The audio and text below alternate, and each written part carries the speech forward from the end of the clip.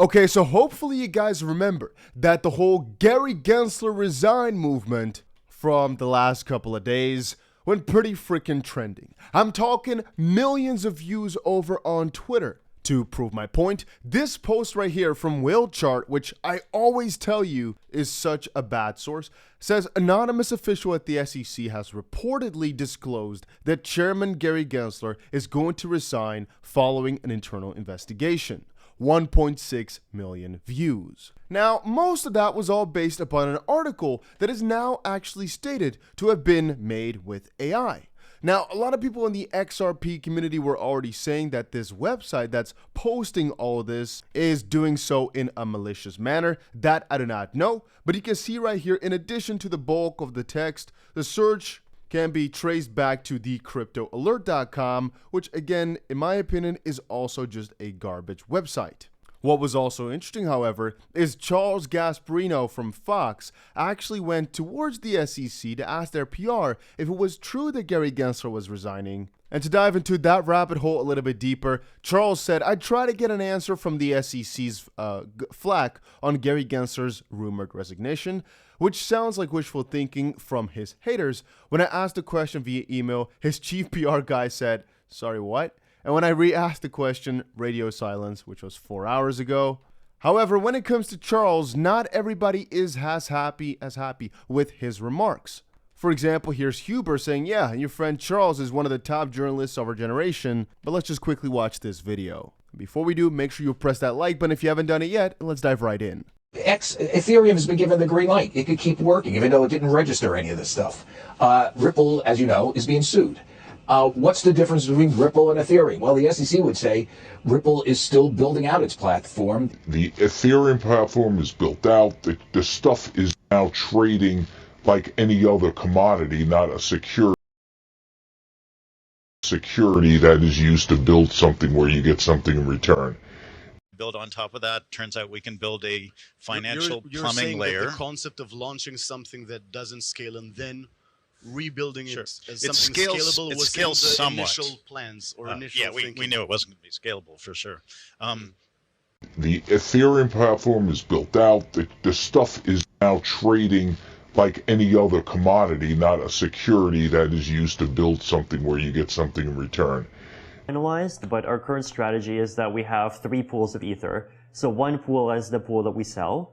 The other pool is the infinitely growing pool that's going to get mined. And the third pool is a small pool, roughly something like 30% of the Ether that we sell is something that we're going to use as an organization to pay for development long term. Ethereum platform is built out. The stuff is now trading like any other commodity, not a security that is used to build something where you get something in return.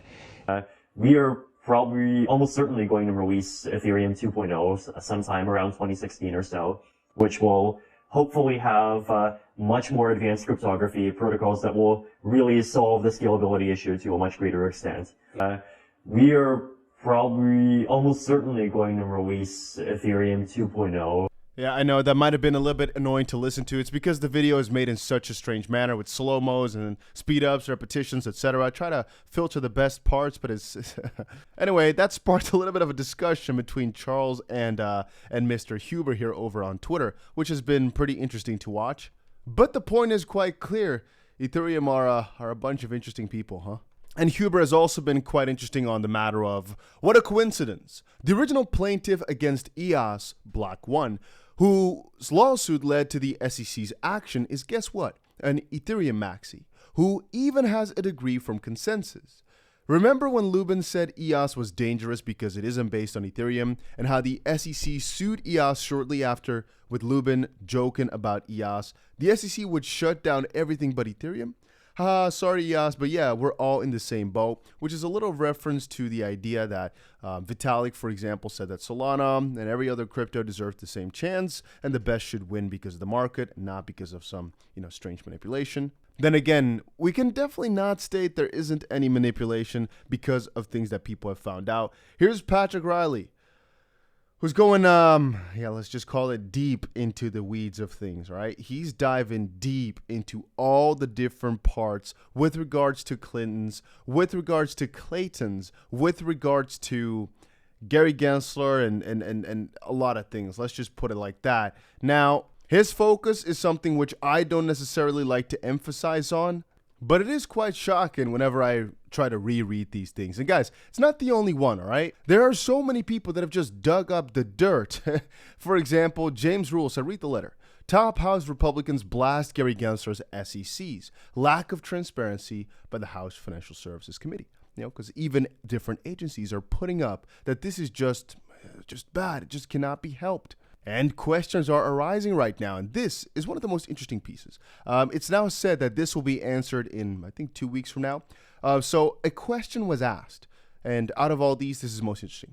Explain whether any SEC employees, including yourself, have used off-channel communications to conduct official SEC business. If so, provide a list of all such platforms and all SEC employees who have used these off-channel communications for official business.